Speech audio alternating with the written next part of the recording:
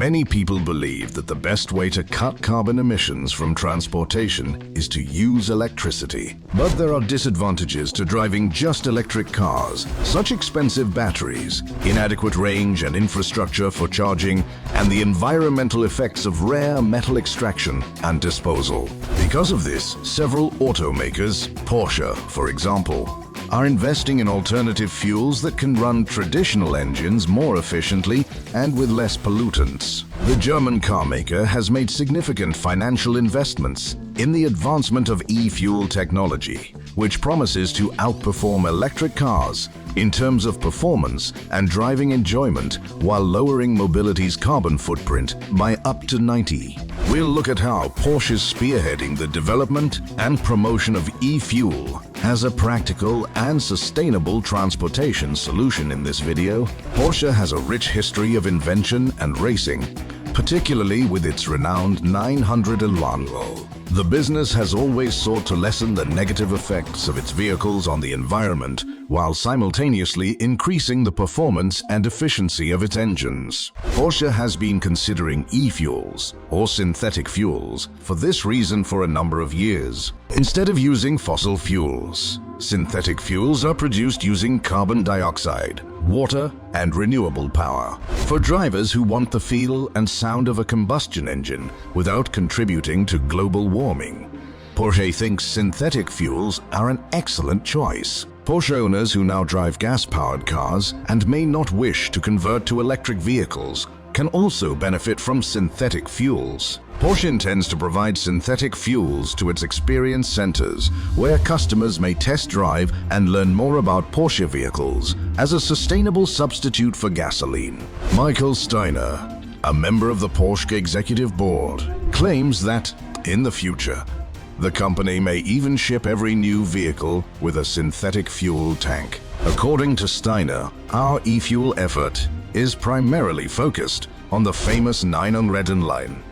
Apart from racing and the Porsche Experience Center, he said, "I would say no when asked whether we should sell our e-fuel anywhere in the globe."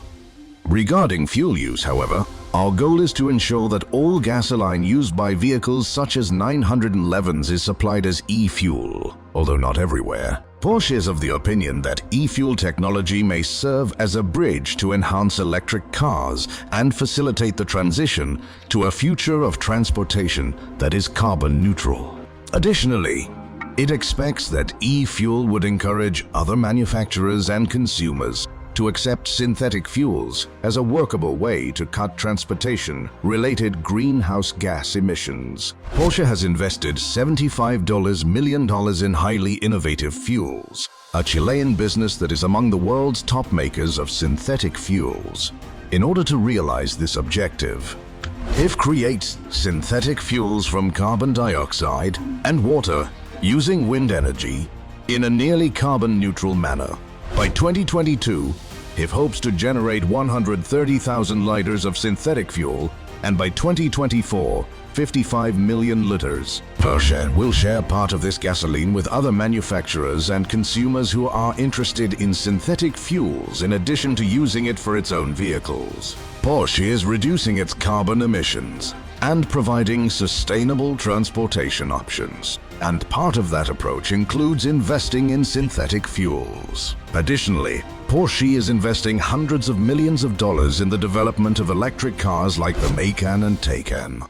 By 2025, Porsche wants 50 of its new vehicle sales to be electric or hybrid. Porsche is aware that there are other ways to reduce carbon emissions from transportation, besides using electric cars, including the use of synthetic fuels. Porsche wants to provide its consumers with more options and enjoyment while also preserving the environment. Therefore, it is investing in both electric and synthetic technology. HIF hopes to have an annual capacity of 55 million liters by 2024 and 550 million liters by 2026. The company plans to begin manufacturing e-fuel in Chile.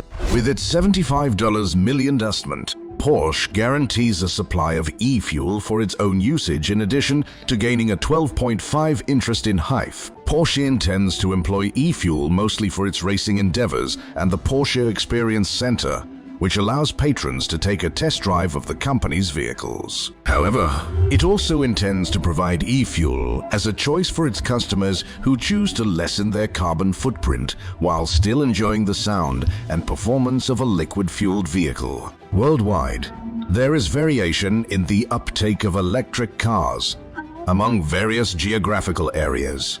With laws and incentives encouraging people to purchase electric cars, nations like the US, China, and Norway have been setting the standard for promoting electric mobility. Some nations, including Brazil, Russia, and India, have been falling behind because of things like poor infrastructure, exorbitant prices, and consumer preferences. Consequently, just 4 of all cars sold globally in 2020 were electric vehicles. By 2030, that percentage is expected to rise to 31. Furthermore, electrifying certain forms of transportation is challenging or impossible.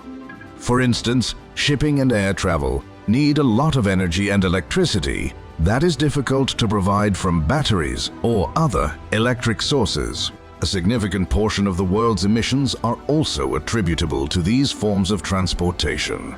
Approximately 2 goes into air travel and 3 goes toward shipping. These data demonstrate that the shift to electric transportation is not occurring quickly enough to meet the objectives outlined in the Paris Agreement. Furthermore, the rate at which various parts of the globe embrace electric mobility means that combustion engine cars will continue to be on the road for many years to come. As a result, it is evident that we need an additional solution to support electric cars and aid in lowering emissions from fleets of combustion engine vehicles, both current and future. And e-fuel might be the answer after all. The wind power plant adjacent to the pilot plant runs at full capacity for an average of 270 days a year, which is a benefit of manufacturing e-fuel in Chile.